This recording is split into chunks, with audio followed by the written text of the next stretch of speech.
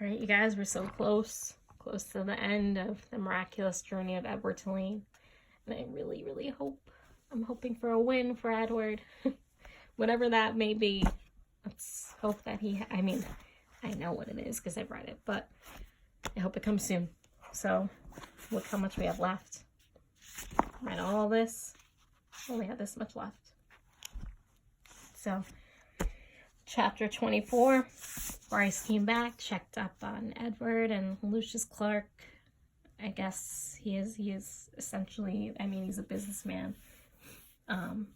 Told him not to come back. So now Edward's said he was all alone. So let's see, chapter 25.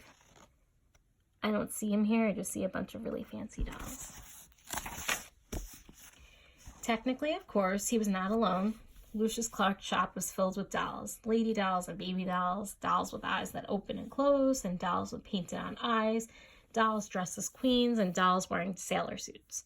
Edward had never cared for dolls. He found them annoying and self-centered, twittery and vain.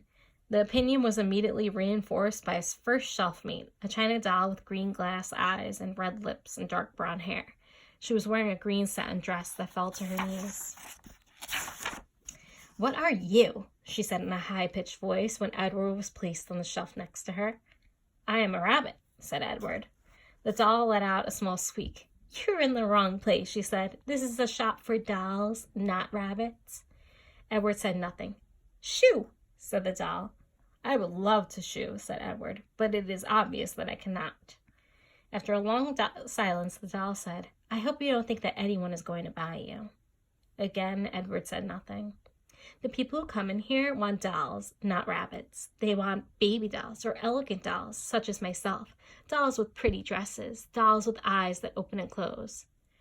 "I have no interest in being purchased," said Edward. The doll gasped. "You don't want somebody to buy you?" she said. "You don't want to be owned by a little girl who loves you?" Sarah Ruth, Ebeline. Their names went through Edward's head like the notes of a sad, sweet song. "I have already been loved," said Edward. "I have been loved by a girl named Ebeline. I have been loved by a fisherman and his wife, and a hobo and his dog. I have been loved by a boy who played the harmonica, and by a girl who died. Don't talk to me about love," he said. "I have known love." This impassioned speech shut up Edward's shelfmate for a considerable amount of time. "Well," she said at last, "still, my point is that no one is going to buy you." They did not speak to each other again. The doll was sold 2 weeks later to a grandmother who was purchasing her for a grandchild. "Yes," she said to Lucius Clark, "that one right there, the one with the green dress. She is quite lovely." "Yes," said Lucius, "she is, isn't she?" And he plucked the doll from the shelf. Goodbye and good riddance, thought Edward. The spot next to the rabbit stayed vacant for some time. Day after day, the door to the shop opened and closed, letting in early morning sun and late afternoon light, lifting the hearts of the dolls inside, all of them thinking when the door swung wide that this time the person entering the shop would be the one who wanted them.